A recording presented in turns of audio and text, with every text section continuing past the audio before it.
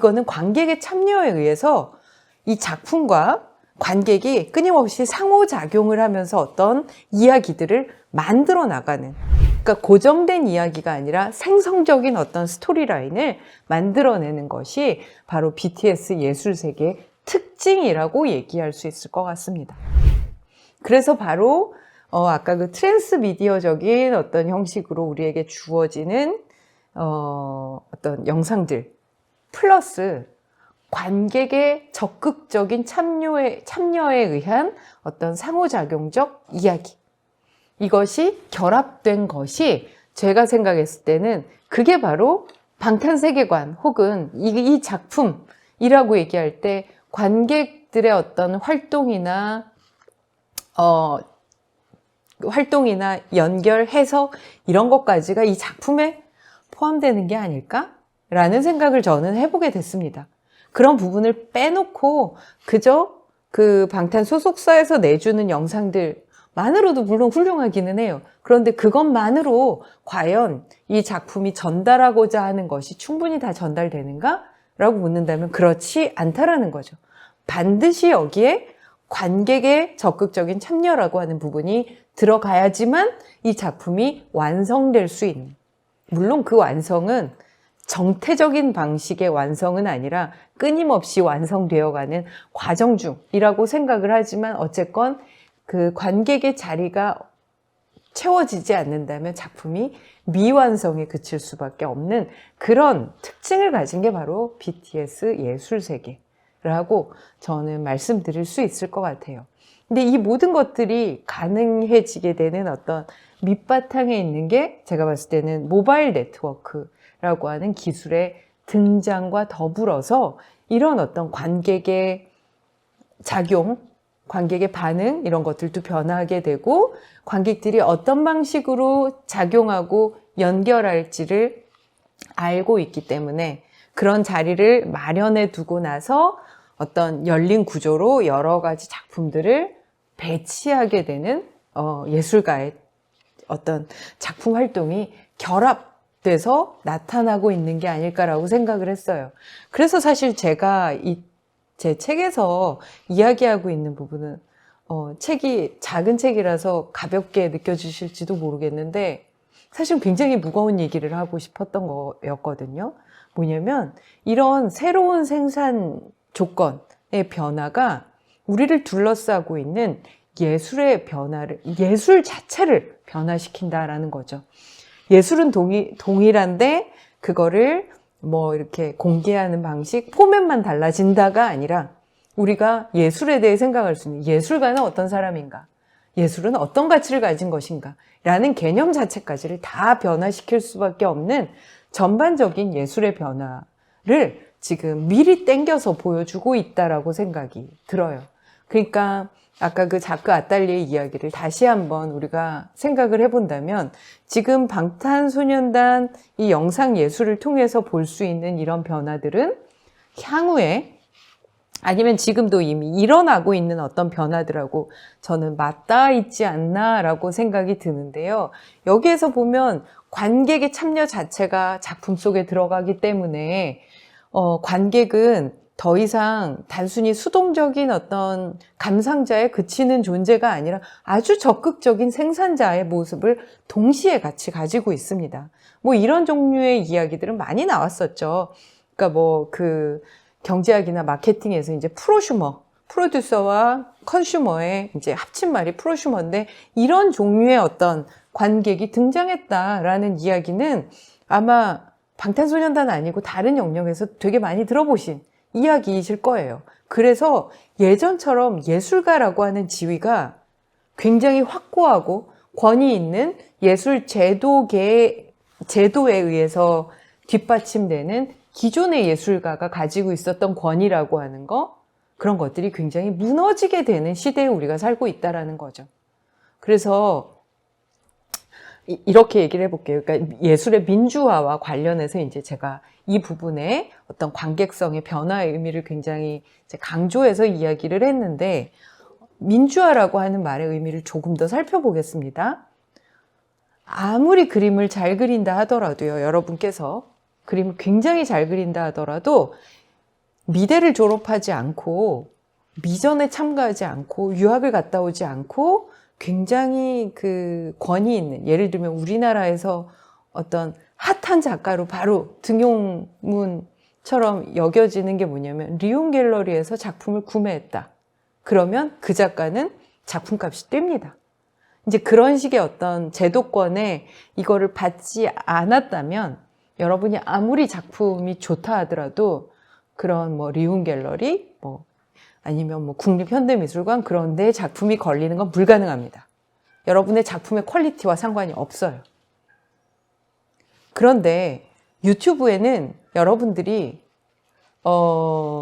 미대를 나왔든 아니든 미전에서 대상을 받았든 뭐 했든 아무 상관이 없어요. 누구나 다 업로드할 수 있습니다.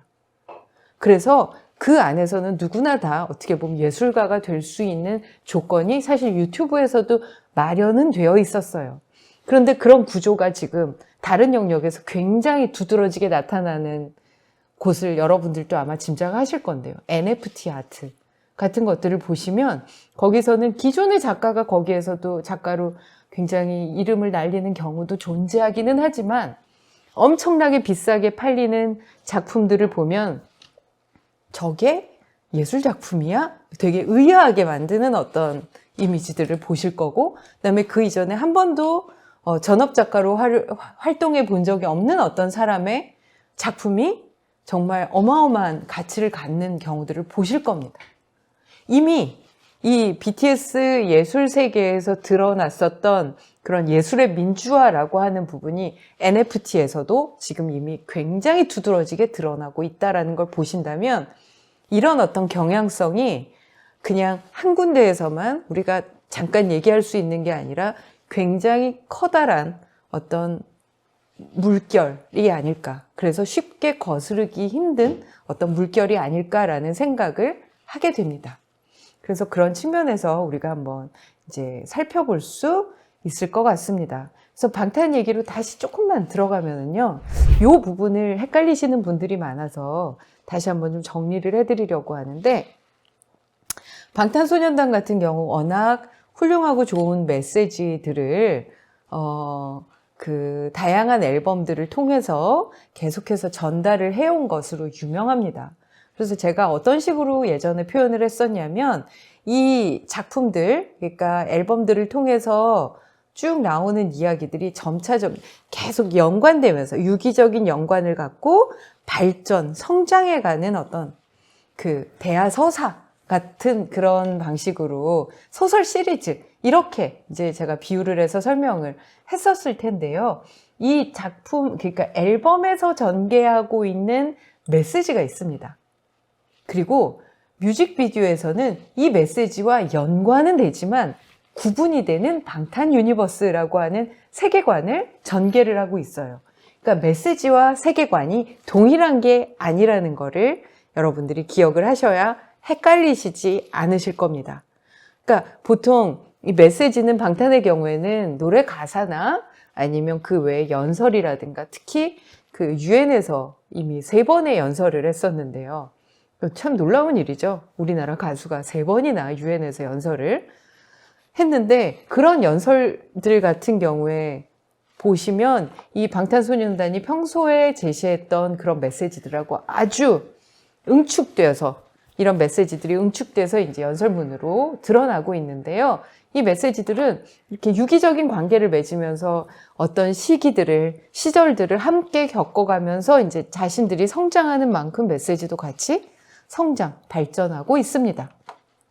특히 앨범들을 통해서 나타나는데 뮤직비디오라는 게 앨범, 그러니까 노래 가사를 1대1로 이미지로 옮긴 게 전혀 아니라는 말이에요. 물론 가끔씩 되게 촌스럽게 그렇게 하는 그 뮤직비디오들도 존재하기는 해요. 그래서 혹시 여러분들 우리나라 최초의 뮤직비디오가 뭐였는지 제가 까먹었는데 90년대 초반 뮤직비디오들이 제가 어렸을 때 기억나는 것들이 있는데요. 정말 낙엽이 떨어지는 뭐 가을에 막 그러면 정말 낙엽이 이미지가 막 떨어지고 바바리 코트 입고 막 바람 부는 데를 가는 이런 식의 뮤직비디오들, 그러니까 가사와 이미지의 1대1 대응, 이게 정말 촌스러울 정도로 딱 맞아 떨어지는 것들이 있었습니다. 그런데 그 뒤로는 기억하실 거예요. 90년대 후반, 2000년대 초반에 보면 드라마타이즈드 된 뮤직비디오들, 특히 이제 조성모의 뮤직비디오 그러면 떠오르시는 게 있을 거예요. 노래 가사는 막 세상을 먼저 떠난 막 연인에 대한 막 애절한 막 그리움, 막 슬픔 이런 걸 다루고 있는데 뒤에 이미지에서는 막 베트남 전쟁 막 폭격 일어나고 막 갱단이 막 도대체 무슨 연관이 있는지 모르겠으나 하여간 굉장히 그 대작 분위기로 돈 많이 들여가지고 드라마타이즈드 된 그런 뮤직비디오들이 유행하던 때가 있었습니다. 근데 그 뒤로는 지금은 그 두 가지 방식 다 사용되지 않아요. 그것보다는 특히 K-팝 같은 경우에는 멤버들이 기본적으로 여러 명이 아이돌 같은 경우에 있기 때문에 이들이 골고루 나와야 하는 이제 좀 골고루 비춰줘야 하는 필요성이 있고 그 다음에 한 가지 모습만 보여주기에는 팬들이 좀 서운할까봐 팬 서비스 차원에서라도 다양한 의상과 뭐 표정, 안무 이런 것들이 골고루 들어가게 되다 보니까 뮤직비디오가 굉장히 복잡해질 수밖에 없는 어떤 조건을 가지고 있는데 그러면서 거기에다가 사람들이 뮤직비디오 조회수가 그 스타의 인기도를 그 곡의 인기도를 판가름해주는 굉장히 중요한 어떤 기준점이에요. 그래서 한동안은 지금은 제가 잘 까먹었는데요. 기억이 잘 안 나는데 한동안은 그 유튜브 조회수가 빌보드 차트 산정에 들어가기도 했습니다. 그래서 예전에 그 싸이가 2위까지 했었고 방탄소년단이 막 1위를 여러 번 아주 많이 했었는데 그럴 때에도 뮤직비디오 그 조회수가 굉장히 중요해요. 그러니까 사람들로 하여금 계속 보게 만들어야만 해요. 뮤직비디오는. 그러니까 퀄리티가 굉장히 좋아질 수밖에 없고 그 다음에 그냥 단순히 눈에만 예쁜 그런 아주 팬시한 이미지만으로는 사람들이 한 번 보면 질릴 수 있죠.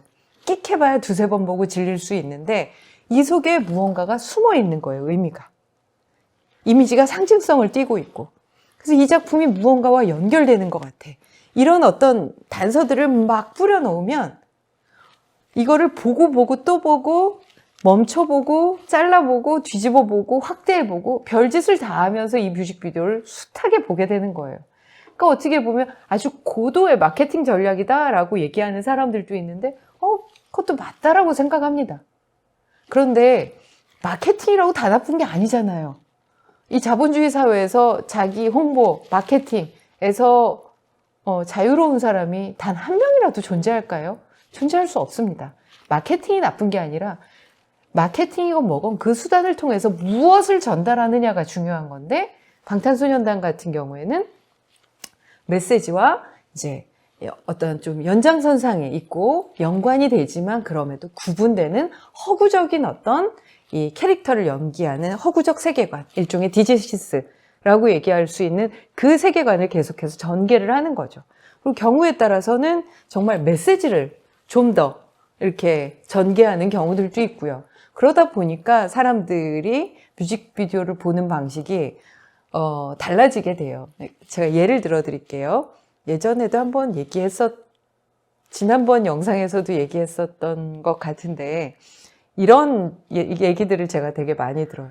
아니, 방탄이 그렇게 대단하다고 막 유명하다고 그래서 내가 말이야, 뮤직비디오 한 2편 봤거든? 그런데 걔네들이 왜 유명한지 모르겠어. 네, 당연히 모르십니다. 뮤직비디오 어떻게 보셨겠어요? 이러고 보셨겠죠. 그런데 요새 사람들은 뮤직비디오를 그렇게 관람하지 않는다라는 거예요. 그리고 한두 편 그렇게 봐가지고는 이 방탄 세계관과 메시지가 다 전달이 되겠습니까?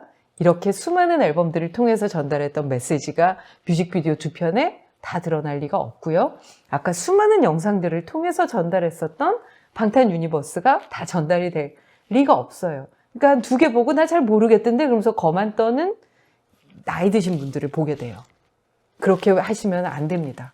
그게 아니라 뭐가 있을까를 진짜 좀 더 찾아서 들어가셔야 되는데 이렇게 수많은, 그러니까 소위 이제 떡밥이라고 얘기를 많이 하죠.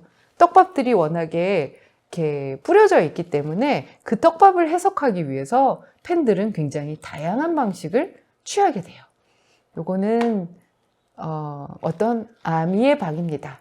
이 영상을 잘 보시고 이게 무엇인지 한번 생각을 해보세요.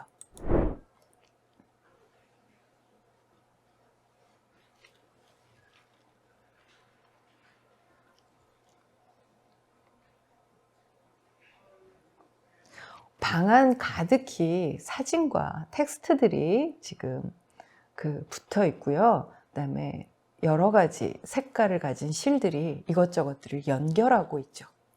이 정도로 복잡한 거는 아마 많이 못 보셨을 거예요. 우리가 주로 이런 유사한 형태를 보는 거는 연쇄살인범 쫓는 추리 드라마 그런 데에서 보면 이렇게 벽에 무슨 사진들 붙어 있고 그들의 관계도 막 이렇게 그려 있고 단서 막 이렇게 붙어 있잖아요. 그래서 그걸 보면서 형사들이 막 이렇게 추리를 하고 그런 모습인데 이 정도 규모로 붙어 있는 건 아마 별로 못 보셨을 거예요.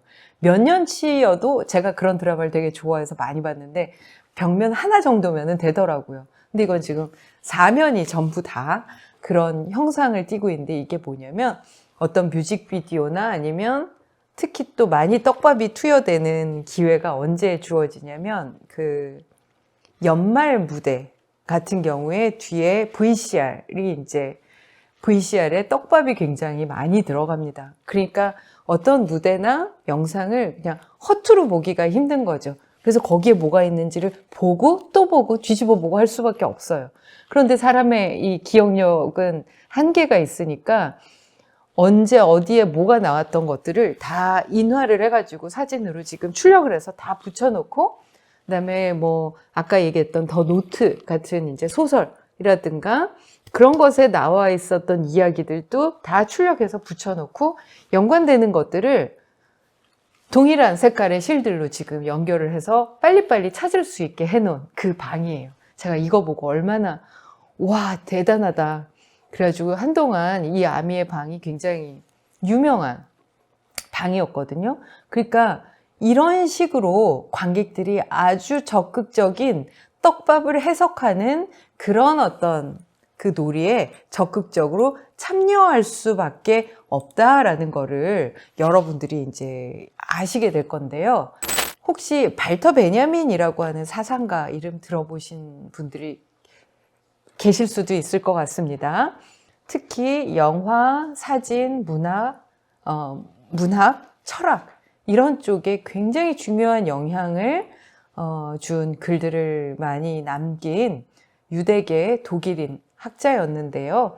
2차 세계대전 시작될 무렵에 이제 죽은, 그러니까 주로 1920, 30년대에 많이 활동했었던 사람이에요. 그런데 이분의 작품 중에 어떤 글이 있냐면 기술복제 시대의 예술작품, 아마 어느 도서관을 가셔도 다 있을 겁니다. 이게 따로 나온 책도 있고 발터 베냐민의 문예 이론이라는 이름으로 나와 있는 책도 있는데요. 이 책에 보면 이 기술복제 시대의 예술작품이라는 논문이 그렇게 길지 않습니다. 우리말 번역본으로 한 3, 40페이지 정도 되는데 그 정도의 정말 어마어마한 아이디어들이 담겨 있어서 심지어는 뭐 사진, 영화 이쪽에 대한 이야기임에도 불구하고 현재 뉴미디어 관련된 논의를 하는 데에서도 발터 베냐민은 교과서예요. 그 정도로 이제 중요한 어떤 의미를 가진 논문입니다. 그래서 관심이 있으신 분들은 꼭 직접 읽어보시기를 권장해 드리는데 이 사람이 한 이야기를 인용하는 것으로 한번 시작을 해볼게요. 대중은 예술작품을 대하는 일체의 전통적 태도가 새로운 모습을 하고 다시 태어나는 모태이다. 양은 질로 바뀌었다. 예술에 참여하는 대중의 수적 증가는 참여하는 양식의 변화를 초래하였다. 자, 이건 뭐냐면요. 그러니까 대중, 여기에서는 관객이라고 바꿔서 생각하셔도 됩니다. 이 관객이라고 하는 거는 그저 작가가 만들어준 작품의 주체는 작가고 이 관객은 그 작품에 대해서 상당히 수동적으로 주는 거 받아 먹을 수밖에 없는 어떤 그런 존재처럼 예전에 예술에서 작가와 어떤 수용자의 관계가 그랬다면 아니라는 거예요. 이미 이 관객이라고 하는 것은 바로 관객이 어떤 방식으로 예술작품을 대하는가 이런 태도의 변화, 한두 명이 다르게 본다 이게 아니라 양적으로 예술에 참여하는 대중들이 얼마나 수많은 사람들이 동시에 이런 방식으로 예술을 즐긴다라고 한다면 이것은 이미 예술 양식의 변화 자체를 초래하고 있다라고 보아야 한다라는 게 바로 베냐민의 이야기예요. 근데 이렇게 대중들이 아주 대규모의 대중이 동시다발적으로 예술작품에 참여하는 방식이 변한다라고 하는 거는 그럴 수밖에 없는 어떤 물적 조건이 마련되었기 때문에 이런 변화가 초래될 수밖에 없는 거죠. 즉 지금처럼 모두가 핸드폰을 들고 다니고 모두가 SNS를 하면서 노트북에서 쉽게 이미지를 편집한다든가 자른다든가 업로드하는 게 아무것도 아닌 게 된 이런 세상에서 대중들은 어떻게 즐기냐면 예전처럼 마치 그냥 IPTV도 나오기 전에 TV 보듯이 한 번만 쭉 보고 뮤직비디오를 별거 아니군. 이거는 절대로 그 뮤직비디오를 보는 대다수의 대중의 방식은 아니라는 거죠. 어떻게 보느냐? 사실은 처음에는 그렇게 보겠죠. 근데 내가 충분히 저 의미를 다 파악하고 이게 캐치하지 못했다라고 하면 다시 돌려놓고 유튜브에서도 속도 조절 되잖아요. 늦게. 속도 조절해서 하다가 여기야 라고 탁 멈춰서 이미지를 정지하고 확대하고 심지어는 돌려서 보기도 하고 별짓 다 해요. 그런 식으로 마치 수사관이 과학수사대 수사관들이 범죄 현장을 하나하나 추적하면서 조그만한 머리카락 하나 아니면 침방울 하나가 떨어진 흔적까지 찾아서 범인을 추적해가는 과정과 굉장히 유사하게 온라인 영상 속에 지금 존재하고 있는 어떤 이미지, 어떤 상징, 그게 언제 등장했는지, 아니면은 심지어는 이 BTS 회사 대표인 방시혁 PD가 도서관에서 무슨 책을 빌려갔더라라는 이야기까지 가끔씩은 이 정보가 공유될 때가 있어요. 그러면 양자역학 책을 빌려갔다더라. 그래서 양자역학으로 막 이 내용을 해석하려고 시도하는 그런 경우들까지 생기는 일도 있거든요. 그러니까 수많은 외적인 정보들과 합쳐져서 이 영상들을 그렇게 거의 포렌식 수사하듯이 뒤져서 보는 방식이죠. 수많은 지금 대중들이 그렇게 바라보고 있고 향유하고 있고 수많은 대중이 참여를 한다면 여기에서는 그저 이 머릿수의 증가로만 볼 수 있는 것이 아니라 사실은 이게 질적인 어떤 차이를 나타내는 걸로 우리는 보아야 한다. 그래서 예술 개념 자체의 어떤 변화를 우리는 지금 목격하고 있는 것이다 라고 얘기할 수 있습니다. 그래서 이 관객성의 변화가 그래서 이 새로운 어떤 예술 형식의 변화를 얘기할 때 정말 중요한 요소인데 핵심은 생산자와 소비자 모두가 SNS, 소셜 네트워크 상에서는 모두가 유저거나 모두가 어카운트예요. 예를 들면 BTS는 유저님이고 저는 유저 쪼가리라고 얘기할 수가 없는 거죠. 그냥 다 같은 유저인 거예요. 그래서 여러분 정말 SNS에서는 우리가 그래서 좀 함부로 말을 하는 사람들도 굉장히 많죠. 약간 익명성 뒤에 숨어서 그런 어떤 안 좋은 점들, 그다음에 나쁘고 가짜 뉴스가 굉장히 많이 퍼져나가는 통로가 되는 게 또 SNS라는 그런 점들을 우리가 무시할 수는 없습니다. 그런데 저는 사실 이 모바일 네트워크라고 하는 기술 자체는 선도 아니고 악도 아니에요. 근데 그것들을 사람들은 다양한 방식으로 사용을 하죠. 그런데 소위 비판적 지식인이라는 생각을 가진 분들이 많이 취하는 태도가 그것의 비판적인, 나쁜, 어두운 면, 이거를 끄집어내서 우리가 비판하는 게 그 기술의 비판적 수용이라고 생각을 하는 것 같지만 저는 반대입니다. 그런 부정적인 부분은 언제나 있을 수밖에 없어요. 모든 기술에, 심지어 문자의 발명에도 있다고 생각을 합니다. 중요한 건 뭐냐면 거기에서 어떤 긍정적 가능성을 우리가 함께 꿈꾸고 함께 상상하고 그래서 그것을 함께 현실로 만들 수 있느냐가 정말 중요한 지점이라고 생각을 해요. 그래서 저는 이론가의 입장에서 늘 이 기술이 가지고 있는 혁명적이고 생산적인 가능성 이야기를 더 많이 하는 것이 제 임무라고 생각을 해요. 그래서 이런 어떤 생산 조건에서 관객이 어떻게 변하느냐. 물론 나쁜 짓도 많이 하죠. 저라고 안 당해봤겠습니까? 많이 당해봤습니다. 하지만 그게 이 어떤 기술을 규정하는 핵심이라고 생각하지 않습니다. 이 기술을 통해서 정말 수많은 적극적인 관객들, 수많은 적극적인 수용자들이 생겨나고 있습니다. 이거는 BTS에 대한 이야기만이 아니라 모든 분야에서 일어나고 있습니다. 예를 들자면 최근에 있었던 대통령 선거에서도 누구를 뽑았든 누구를 지지하든과 상관없이 굉장히 다양한 어떤 그 유저들이 모여서 자신들의 의사를 확인하고 그 자신들의 어떤 정치적 의사를 실현시키기 위해서 온라인상에서 굉장히 노력하고 애쓰고 있었던 이런 부분들이 저는 뭐 완벽한 대안이냐? 세상에 완벽한 대안 따위는 2000년이 지나도 존재하지 않을 거라는 게 제 생각입니다.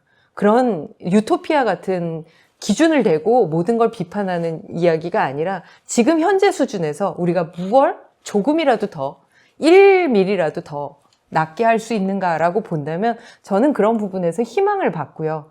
그래서 그런 분들이 선거가 끝난 이후에도 자신들이 어떤 후보를 왜 지지했는가라고 하는 그런 어떤 대의와 관련된 부분에서 앞으로 어떤 변화를 우리가 일으키며 살겠다라는 이야기들을 온라인상에서 굉장히 많은 사람들이 하는 걸 보고 되게 희망을 얻게 됐습니다. 그러니까 이런 어떤 적극성이라고 하는 게 사실은 관객성에도 그대로 녹아있다라고 생각을 할 수 있고요.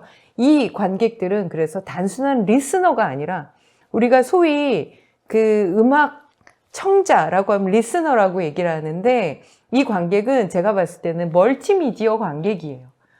영상과 사운드와 문자와 수많은 이 플랫폼들을 오가면서 의미를 생산하고 개입하는 그런 멀티미디어 관객이라서 리스너보다는 오히려 스펙테이터가 훨씬 더 적합한 용어일 수 있겠다. 이거 다 관객이라고 번역이 되지만 좀 더 스펙타클을 뭔가 보는 그런 관객이라는 의미에서요.